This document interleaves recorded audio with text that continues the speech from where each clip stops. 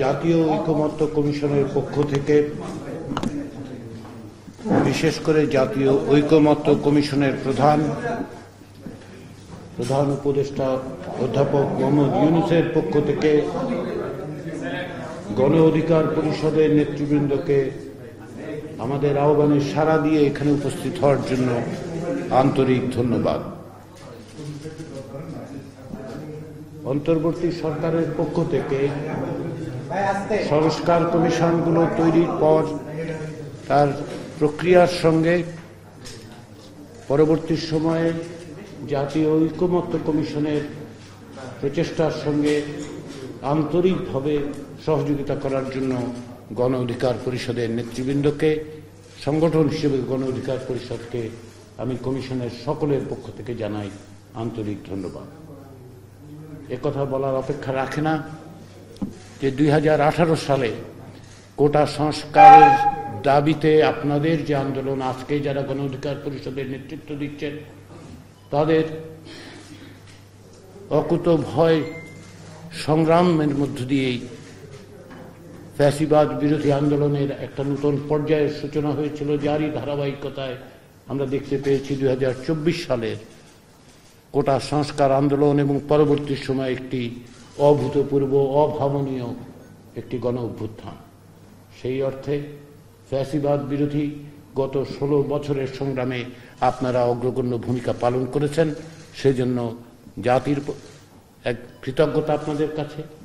আপনাদের যে ভূমিকা, সে ভূমিকা নিঃসন্দেহে আমাদের সকলের স্মরণে থাকবে। আমরা ইতিমধ্যে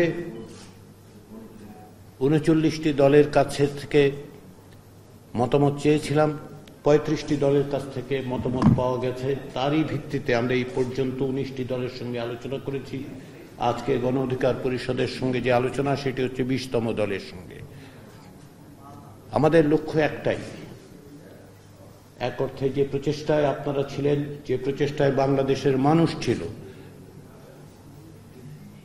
এক অর্থে 53 বছর ধরে বাংলাদেশের মানুষ যে গণতান্ত্রিক আকাঙ্ক্ষাকে ধারণ করেছে, সেই আকাঙ্ক্ষাকে যেন বাস্তবায়ন করা যায়, তার পথ উন্মুক্ত করা যায়, যেন আমরা সকলে মিলে সম্মিলিতভাবে একটি গণতান্ত্রিক রাষ্ট্র প্রতিষ্ঠা করতে পারি, তারই অংশ হিসেবে এই আলোচনা। শুধুমাত্র সংস্কার কমিশনের প্রতিবেদন বা সংস্কার কমিশনের মতামত, সংস্কার কমিশনের সুপারিশই যথেষ্ট নয়। সকল রাজনৈতিক শক্তির, গণতান্ত্রিক শক্তিগুলোর জনমানুষের ঐক্যের মধ্য দিয়েই কেবলমাত্র আমরা বাংলাদেশকে একটি নতুন বাংলাদেশের দিকে অগ্রসর করতে পারব। কেবলমাত্র কাগজে আমরা কি লিখছি তা নয়, চর্চার মধ্য দিয়ে, অঙ্গীকারের মধ্য দিয়ে, প্রতিশ্রুতির মধ্য দিয়ে আমাদেরকে এই কাজে অগ্রসর হতে হবে। আমরা সেই প্রচেষ্টায় সকলে আছি। আপনারা 2018 সাল থেকে যে সংগ্রামের মধ্যে আছেন, যে লড়াইয়ের মধ্যে আছেন, তারই ধারাবাহিকতায় হচ্ছে এই সংস্কারের প্রচেষ্টা। ফলে আপনাদের কাছ থেকে যে সহযোগিতা আমরা পেয়েছি, আপনারা যে ভূমিকা পালন করেছেন, দল হিসেবে দল প্রতিষ্ঠার পর থেকে গণ অধিকার পরিষদ যে ভূমিকা পালন করেছে, তার জন্য ধন্যবাদ, তার জন্য কৃতজ্ঞতা। আজকের এই আলোচনার মধ্য দিয়ে কেবলমাত্র আলোচনার টেবিলেই সবকিছু শেষ হবে আমরা তো মনে করি না। সকলের প্রচেষ্টা অব্যাহত রাখতে হবে রাজপথে, সকলের প্রচেষ্টা অব্যাহত রাখতে হবে আমাদের চর্চায়, আমাদের ঐক্যে, এবং সকলের সম্মিলিতভাবে একটি জাতীয় সনদ তৈরি করার চেষ্টা করতে হবে। ঐকমত্য কমিশনের লক্ষ্য হচ্ছে এই জাতীয় সনদ তৈরি করা, যাতে করে ক্ষমতার বিন্যাসে পরিবর্তন ঘটে, যেন বাংলাদেশ তার সমস্ত সম্ভাবনা নিয়ে জাগ্রত হতে পারে। আপনাদের নেতৃত্ব একসময় সেই পথ দেখিয়েছে, লক্ষ লক্ষ মানুষ তাতে যুক্ত হয়েছে। পরবর্তী সময়ে এই ধারাবাহিকতাকে অব্যাহত রেখেছে। আপনারা নিপীড়ন, নির্যাতন স্বীকার করেছেন, বরণ করেছেন।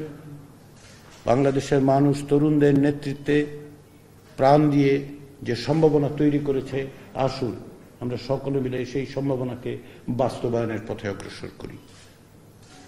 সেই পথে, সেই প্রচেষ্টায় আমরা সকলে একত্রিত আছি, একত্রিত থাকব। একত্রিত থাকার তাগিদটা আমরা সবসময় জারি রাখব। সে কথা বলে আমি আবারও গণ অধিকার পরিষদের নেতৃবৃন্দ এবং গণ অধিকার পরিষদ সংগঠন হিসেবে আপনাদেরকে ধন্যবাদ জানিয়ে আমার বক্তব্য শেষ করছি।